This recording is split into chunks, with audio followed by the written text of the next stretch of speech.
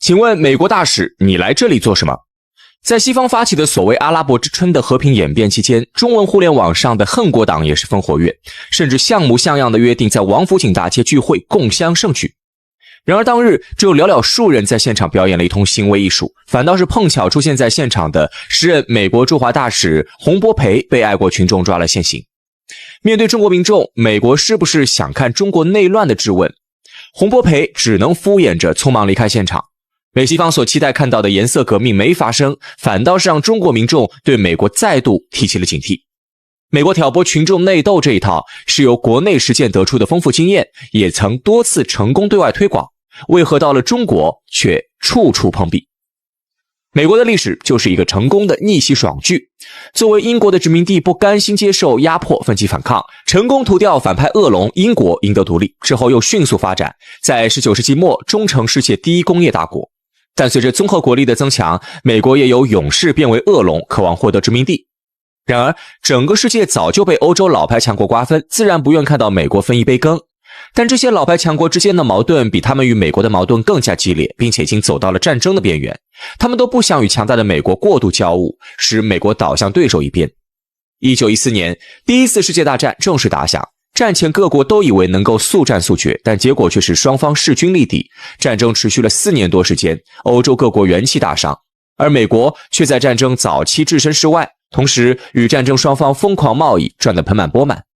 在战争后期又审时度势加入协议国一方，顺利参与战后分赃，国家实力和国际影响力更上一层楼。在第二次世界大战中，美国又想故技重施，却不料被疯狂的日本拉下水，让美国不得不在没有做好准备的情况下加入战争。不过由于本土孤悬海外的地缘优势，美国虽然被卷入了战争，但也没有遭到多大的破坏，还成为了盟军的后勤基地，工业反倒得到了更好的发展。等到战争结束时，美国的 GDP 占全球的 56%， 黄金储备占全球 75%， 工业产能占 40%， 成为了名副其实的世界第一强国。然而在美国国家的繁荣发展背后，是美国底层工人的血泪。马克思曾在《资本论》中指出，资本来到这世界，从头到脚每个毛孔都滴着血和肮脏的东西。许多人以为这只是在描述资本原始积累时期的罪恶，殊不知如无外力影响，资本对于工人的压榨永远都会是血腥而残酷的。今天的人们在谈起美国工人时，往往以充满羡慕的语气谈论他们完善的劳动保护、严格的8小时工作制、相对较高的工资标准。然而这一切可不是资本主动给予的，资本主义的核心目的就是最大程度的积累资本。资本家在面对工人时，肯定也是希望用最少的工资让他们干最多的事。在这种思想的指导下，早期美国工人的处境比今天备受谴责的血汗工厂还要糟糕得多。美国乡村歌手梅尔崔维斯在1946年发行的歌曲《16吨》中这样描绘当时美国煤矿工人的处境：你装了16吨煤又得到了什么？日子多过一天，账单多欠一笔，我把魂儿都抵押给公司老板了。为了完成老板规定的任务，他们一天起码要工作15-16个小时，工资却微薄到连养活自己和家人都难。如果因为恶劣的工作环境而遭遇了意外或疾病，就只能去向老板预支工资治疗。到了最后，工人反倒是欠老板一大笔钱，只能将自己的一切都交给老板了。这样的苦难不仅存在于煤矿工人当中，无论从事哪个行业，工人都难逃老板的欺压。为了尽可能的压低成本，美国资本家还会大量使用女工，甚至是童工，因为在工作量相同的情况下，女工和童工的工钱要比男工低得多。至于工人们是否会因为恶劣的工作环境和超出负荷繁重的劳动而导致伤病，城市平民家庭是否会因为收入不足而沦落到饿死的边缘，资本从来不会关心。在资本的眼中，工人不过是耗材，这个死了还会有新的来填补上他的岗位。对于工人来说，更加糟糕的是，尽管他们备受压迫，生活困苦，却往往受限于知识水平和组织能力，很难进行有效的反抗。早期工人运动大多是破坏生产资料泄愤，这对资本家的损失不大，还可以以破坏他人财产为由，给反抗的工人判罪，杀鸡儆猴，让其他工人更加老实听话。直到1871年的巴黎公社运动建立了无产阶级政权，让资产阶级第一次认识到，原来工人团结起来能够爆发出如此强大的力量。随后在1917年，俄国10月革命取得胜利，并且这一次新生的无产阶级政权顶住了资本主义世界的围剿，建立了社会主义国家。全世界的工人都因看到了榜样而备受鼓舞，而且苏联也热衷于国际工人主义运动，为各国共产党提供了大量援助。在这样的情况下，资本家为了确保统治稳定，才不情不愿地开始提高工人的待遇。然而，从16吨这样的文艺作品来看，即使待遇已经得到了数次提升，资本主义国家的工人依旧生活在水深火热之中。不过，在第二次世界大战结束后，情况又发生了新的变化。苏联凭借在战争中的牺牲和贡献，收获了巨大的威望，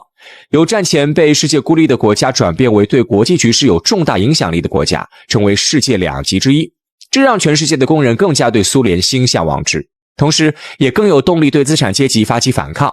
于是在上世纪的50、60年代，美国的民权运动迎来了高潮。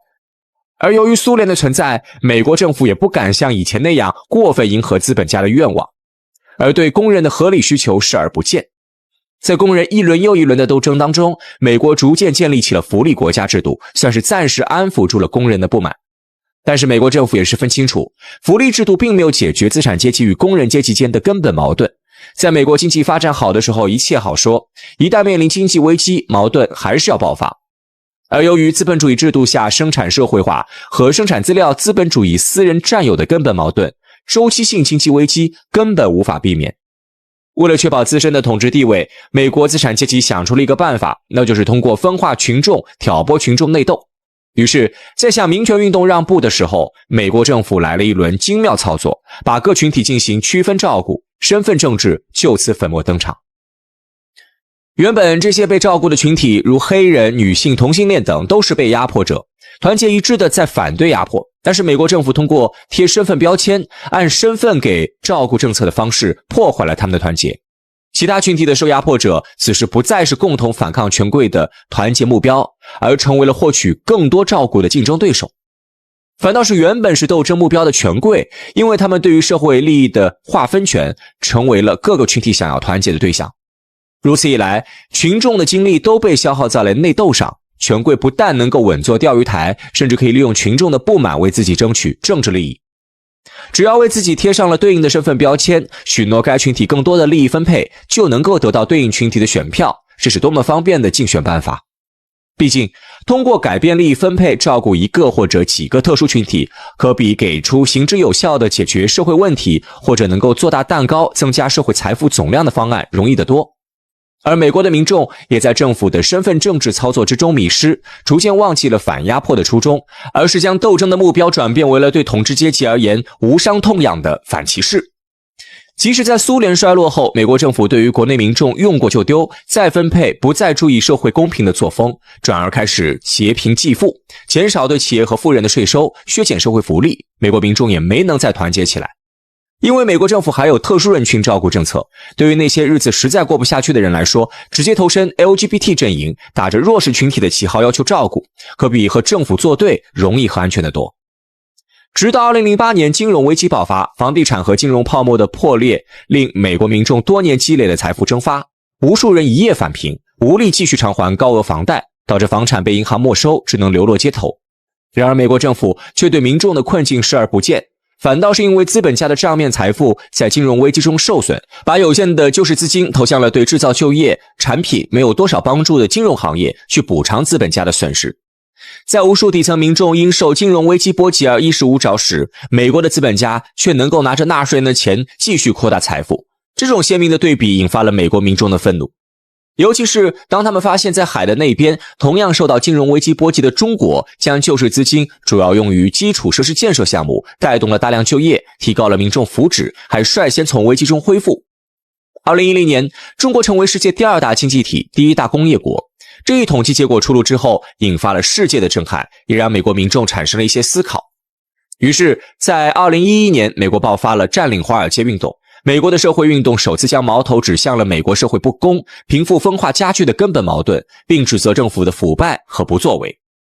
美国政府对此大为恐慌，媒体封口，警察清场，政客威胁安抚并行，一系列操作下来，总算是度过了这一次危机。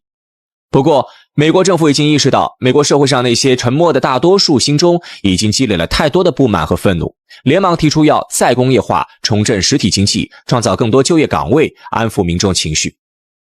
但是，虽说美国政府把夺回制造业的口号喊得震天响，实际行动的效果却几乎没有。这倒不是美国政府不作为啊，实在是美国的基础条件太差了。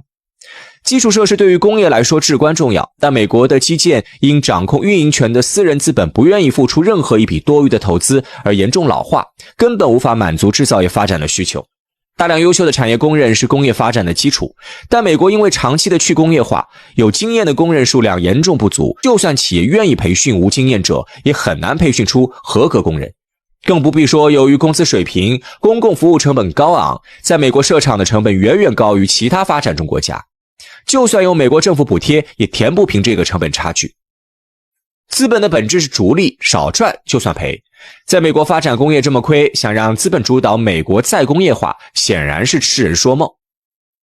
由于美国资本主义国家的性质，政府主导这唯一可以为了国家长远发展而无视成本的方式，在美国同样行不通。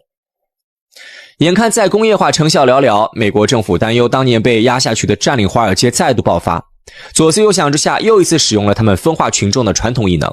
于是在2016年的美国大选中，共和党推出了特朗普。特朗普一边帮助美国那些不受政策照顾，又不愿抛弃传统观念、投身 LGBT 的底层白人说出了他们想说的话，另一边却将矛头对准了移民、女权、LGBT 等群体。底层白人正是沉默的大多数的主体，美国政府实质上在将他们设定为一个新的群体，并主动为他们选出一个阶层代表，以此把斗争纳入到政府所熟悉的框架下来。现实发展也的确如美国政府所愿，在迎来了自己的阵营代表后，美国底层白人把希望寄托在了推举特朗普上位上，而不再将矛盾指向政府。即使是2020年特朗普的败选让不少人难以接受，闹出了占领国会山事件，但他们的诉求也并不是反对政府或制度，而是要求重新认定选举结果，并没有完全脱离美国政府的控制。美国的群众在政府的分化挑拨下互斗不休，耗尽了所有的能量，而美国的精英们则靠着这一手反屠龙术稳坐钓鱼台，哪怕国家陷入困境，他们的地位也始终稳固。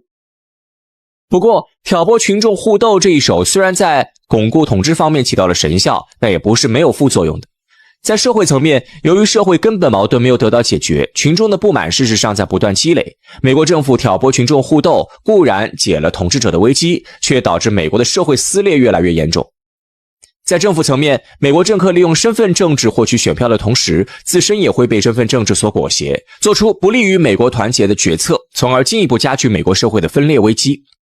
国会山事件让世人都认识到了美国社会的撕裂，也令美国分裂成为了热点议题。但是在任何一件事在闹到人尽皆知之前，必然早有迹象。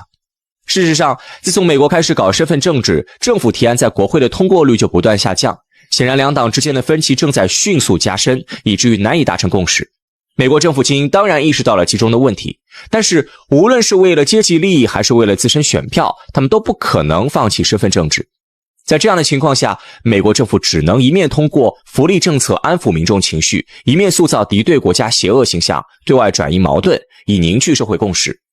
因此，美苏冷战只能愈演愈烈。即使在戈尔巴乔夫这样受到美西方思想影响的投降派上位，领导苏联对美全面让步的情况下，依旧无法缓和，只有苏联惨烈解体才能收尾。同时，美国也从国内情况意识到了挑拨群众互斗能够给国家造成多么严重的伤害，对苏联和东欧社会主义国家的和平演变攻势陡然加强。1971年，由中情局主导的自由欧洲电台被移交给国际广播局，由美国政府公开拨款支持，标志着美国对苏舆论攻势大规模升级。这些媒体通过捕风捉影、造谣惑众，破坏社会主义国家民众对社会主义的信任，同时大肆宣扬资产阶级的价值观念、奢靡的生活方式和西方的意识形态，令其对资本主义产生向往。在培养出一批意见者后，美国便开始打着人权的旗号，为这些苏联的社会不稳定因素提供支持。眼见社会意见人士因为美国政府的政治庇护和物质支持没有得到惩罚，甚至过上了更好的生活，苏联上下自然人心浮动，更多人开始转投意见者阵营。这种情况在苏联经济面临困境时急速加剧，最终导致了苏联的解体。就连对苏联输出民主、挑拨苏联群众内斗的美国政客都没想到，他们的和平演变手段居然能够起到这么好的效果。苏联解体让美国失去了能够与之匹敌的对手，给美国政府对外转移矛盾增加了一些困难。但是美国利用苏联解体时的混乱，从苏联掠夺回了大量财富，支撑了美国经济的高速发展。经济发展使得美国政府能够在满足资本家的胃口之后，将一部分利益分润给民众，美国的国内矛盾因此得以缓和。这让美国政府意识到其他国家的混乱将会是美国的机会，从此热衷于在全球制造战乱。然而，由于美国资本日渐贪婪，军工复合体以各种超乎想象的方式吞噬战争经费，美国的战争成本不断飙升，以至于美国通过战争掠夺回的财富甚至还不够美国军队自己造的。在这样的情况下，从苏联东欧掠夺的财富很快被消耗殆尽。2008年，经济危机再度降临美国，甚至由于此前美国经济发展好，资本对美国经济预期高，危机爆发前，美国经济中的泡沫空前严重，危机规模也空前庞大。美国政府也意识到了以军事手段制造混乱似乎得不偿失，又想起了当年他们对苏联东欧输出民主、挑拨群众内斗这种低成本的颠覆政权手段。于是国内情况刚刚有所好转，美国立刻开始搞事情，在中东挑起了阿拉伯之春。美国各路 NGO 娴熟的民主自由舆论开道，推波助澜，挑动民族不满，背后指点甚至直接参与组织反政府游行。游行中与官方发生冲突，升级矛盾，一套行动下来，中东多国都遭了殃。各国人民怀着对民主、对发展的美好愿望走上街头，甚至不惜付出牺牲，推翻了原本的专制独裁政权。然而，在独裁政府被推翻之后，这些国家的人民却并未迎来想象中的美好未来，反而不得不面对因原有秩序被推翻而造成的混乱。而在事前向中东民众描绘出颜色革命的光明前景，向他们许诺会给新生的民主政权提供支持的美国，在中东陷入混乱之后，不但没有帮忙建立新的秩序，反而落井下石，趁机攫取利益。不只是中东，在意识形态狂热下追随美国，在阿拉伯之春期间通过舆论煽风点火，导致中东局势愈演愈烈的欧洲也被中东的混乱殃及。中东的动荡导致大量民众流离失所，为求生存涌向欧洲，形成了棘手的欧洲难民问题。一部分欧洲资本眼见形势不好，选择逃向美国，但是中东体量有限，欧洲虽说体量够大，但不是主要针对目标，还有盟友的面子，只是浅浅被殃及了一下，这点分量远不够美国吃饱。事实上，美国最想吃的是当时已经成为世界第二大经济体和最大工业国的中国。如果中国倒下，对于美国资本来说会是一场不亚于苏联解体的盛宴，美国又能够凭借中国的发展成果支撑起10多年的繁荣。并且实体工业需要稳定，中国这个世界工厂一旦陷入混乱，中国的制造业必然外逃，甚至东南亚的制造业也会因为与中国的地缘关系过近，易受中国动乱影响而出逃。只有在这样的大势之下，美国的再工业化目标才有可能看到成功的希望。在阿拉伯之春期间，中文互联网上的喧嚣声浪比起中东丝毫不显弱势，恨国党们叫嚣着也要在中国举行茉莉花革命，甚至还像模像样的约定了行动的时间地点。等到了革命当日，美西方媒体的记者们按照上级的吩咐，早早在预定地点之一的北京王府井大街等候，准备进行炒作中时，却发现这场在网络上声势浩大，号称是全国100万大串联的革命，真正到场参与的却只有寥寥数人。虽说周围有数千不明真相的群众围观，但围观群众看这些人的表演如看猴戏，丝毫没有加入的意思。记者们拍不出中国革命的材料，又要完成任务，只能按照中东颜色革命的套路一通胡诌，并冒用其他事件的图片来证明中国确实发生了革命。然而，因为这些明显的错误，反倒让这些媒体的受众，尤其是中国受众，对美西方媒体的客观性产生了质疑。更加令美国尴尬的是，时任美国驻华大使洪博培在路过现场时，被围观的中国民众抓了个现行。中国民众展现出了高度的政治敏感，毫不客气地质问洪博培为什么会出现在革命现场，是不是想看中国乱？被抓了个现行的洪博培只能一边敷衍，一边匆忙离开现场。这段小插曲被围观群众拍成视频，被传到网络上之后，引发了中国网友的强烈愤慨。大多数人将其视为美国有意在中国制造不稳定的证据。网络上的舆论风潮也从美国引导下的追求民主，转向了民众自发警醒身边人，帝国主义亡我之心不死。在这轮民主输出当中，最受美国期待的中国革命至此彻底宣告失败。事实上，这已经不是美国第一次试图挑起中国内乱受挫，也不是最后一次。在冷战时期，美国的和平演变攻势针对的是整个社会主义阵营，中国作为除苏联之外最大的社会主义国家，自然也是美国的重点针对对象。尤其是在中苏交恶、中美和解、中国改革开放之后，美国渗透中国便利不少，而且在当时的美国眼中，苏联强大和稳定，直接扰乱苏联难度太大，还是先扰乱中国，再将动乱延伸到苏联可行性高。因此，美国的和平演变第一枪其实原本是指向了中国。于是，在20世纪80年代，中国改革计划经济模式的阵痛期，美西方媒体大肆炒作中国崩溃论，美国学者试图从各个角度证明中国的路会越走越糟，从而引发内部恐慌。但令美国没有想到的是，尽管在美西方的渲染下，不少中国民众对未来感到悲观，但中国却始终保持着整体稳定，甚至最后苏联都被忽悠解体了，中国也没跟着混乱崩溃。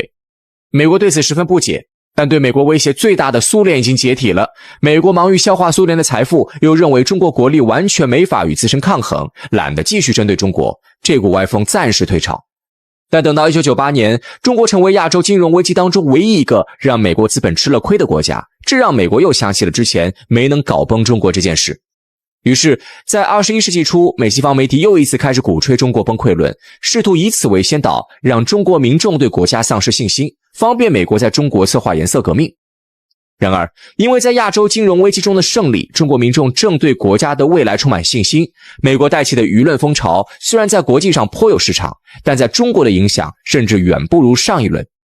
而对于当时美国来说，比起风头正劲推出欧元准备挑战美元霸权的欧盟，中国实力实在不值一提，并不是他们的主要针对目标，也没太把这场失败放在心上。等到2008年金融危机爆发，美国为自救准备从全球吸血，这一次经济蓬勃发展的中国成为了他们的首要目标。然而，美国对中国进行了2年多的舆论准备，又借着中东阿拉伯之春的势头对中国发难，最终也只造就了一场闹剧。在这之后，美国事实上已经认识到，想要在中国搞和平演变攻势，让崩溃困难重重，也开始将中国视为最危险的对手。但美国到底不死心，依旧不断在国际上抹黑中国，并试图通过互联网影响中国年轻一代的思维方式，在中国埋下和平演变的种子。但是，美国的这些行动不但没能如美国所愿，引发中国年轻一代对政府的质疑，甚至还起到了反效果。在中国高速发展期成长起来的中国年轻人对国家的信任和信心远超之前，面对美国的抹黑攻势，他们不但没有对国家产生质疑，反倒是对美国外交政策感到愤怒。而且，互联网的发展不仅方便了美国的网军在他国搅浑水，也让美国的国内矛盾和美国对他国的种种暴行展现在世人面前。中国的年轻人在看到这一切后，对美国所宣传的人权先锋形象产生更大的质疑。这种质疑在疫情期间，美国不顾民众死活时彻底发酵，转变为对美国社会和政治理念的蔑视。越来越多的中国年轻人开始认为，在所谓的人权领域，是美西方应该向中国学习，而不是相反，并向世界宣传自己的看法。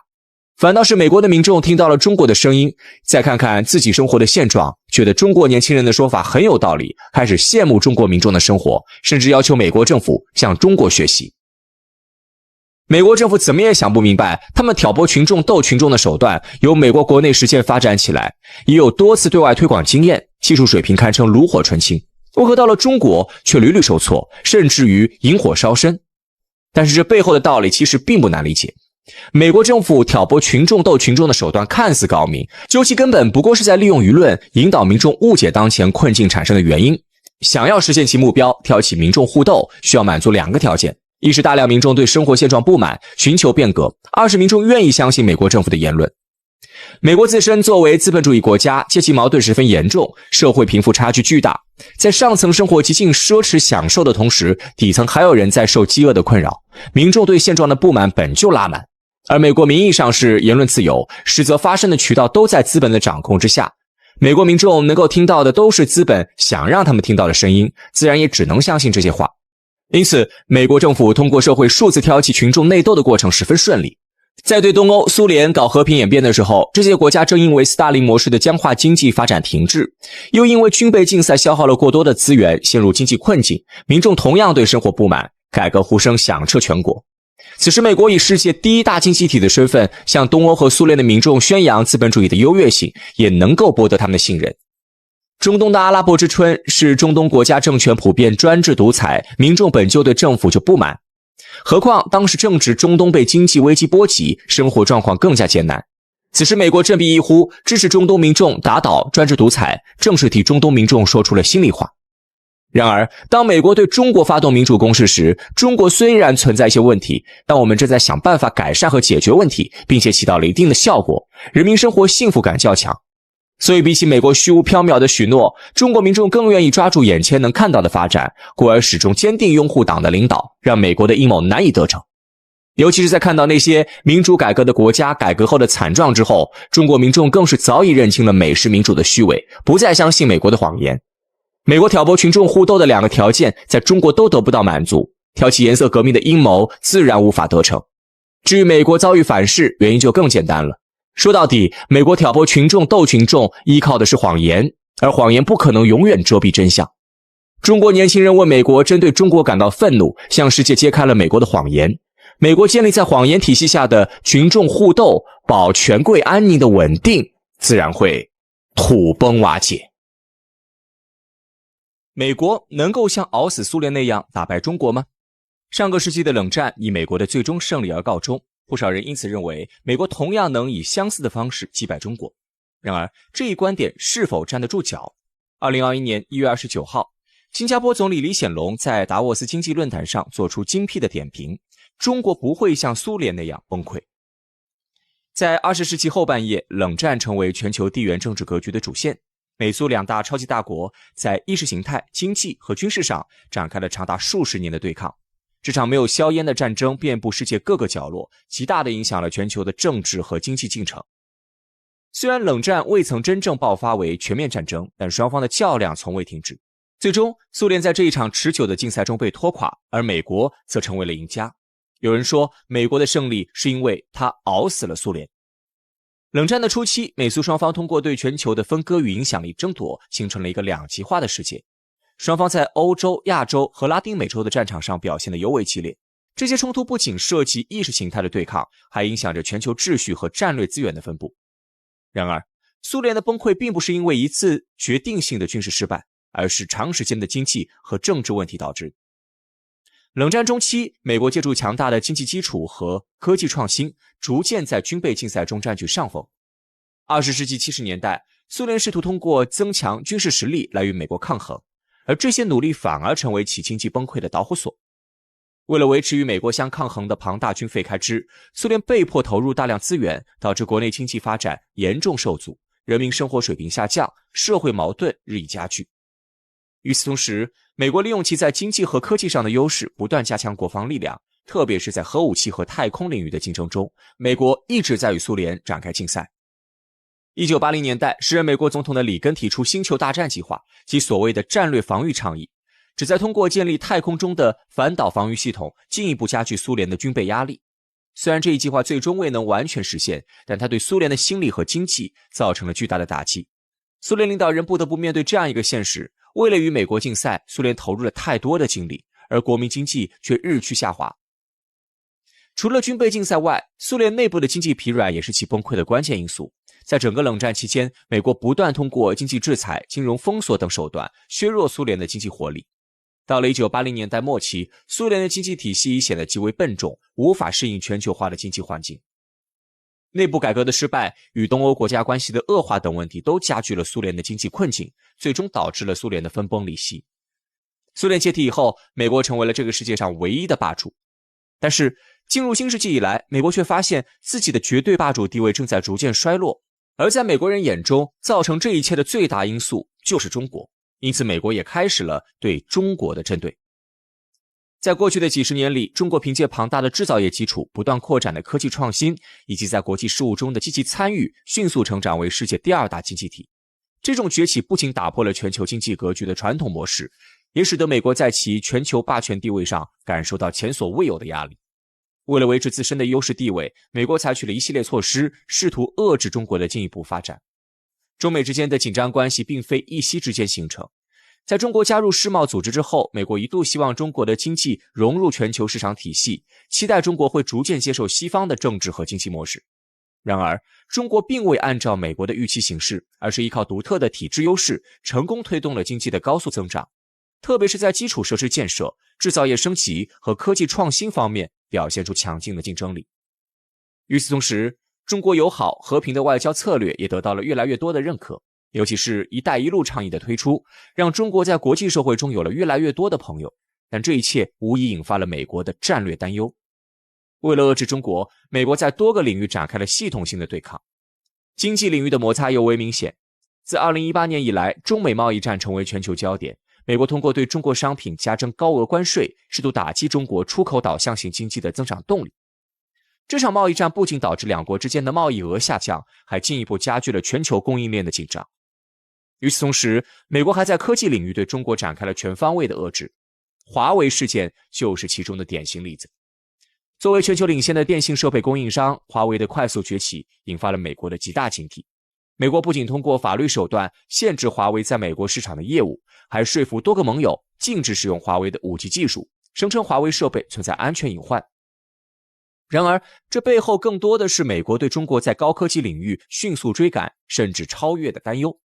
通过对华为的打压，美国试图遏制中国在关键技术领域的进步，尤其是在人工智能、半导体和电信技术等具有战略意义的行业中。除经济和科技外，军事对抗也是美国遏制中国的重要手段。近年来，美国在亚太地区的军事存在显著加强，试图通过这种手段向中国传递强硬信号。美国与其盟友之间的军事合作也更加紧密，尤其是在日本、韩国和菲律宾等国家，美国加强了军事基地的建设和防御体系的部署。这种军事存在不仅是为了维护美国在该地区的战略利益，更是为了遏制中国在亚洲的影响力。除此之外，美国还通过外交手段试图孤立中国，尤其是在国际多边机构中推动针对中国的政策。美国希望通过这种方式塑造国际舆论，争取更多国家站在其一边，遏制中国在全球事务中的话语权。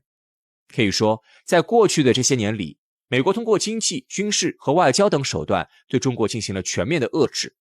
于是有人担心，美国能够像熬死苏联那样打败中国吗？对于这个问题，李显龙在达沃斯论坛上坦率地指出，中国不会像苏联那样崩溃。这不仅是一种对中美关系的深刻见解，也是在面对国际局势时对中国实力的客观评估。而中国自改革开放以来，逐渐融入全球市场经济，成为世界制造业和贸易的重要枢纽。中国不仅是全球最大的制造国，还在多个科技和创新领域快速崛起，如人工智能、5G 技术等高端产业。即便在中美贸易战的背景下，中国依旧保持了稳健的经济增长，展示了极强的经济抗压能力。这种与世界经济的深度融合，确保了中国在全球供应链中的关键地位，使得美国的经济制裁无法像对苏联那样轻易奏效。另一方面，相较于苏联，中国在外交上采取了更加务实且广泛的国际合作。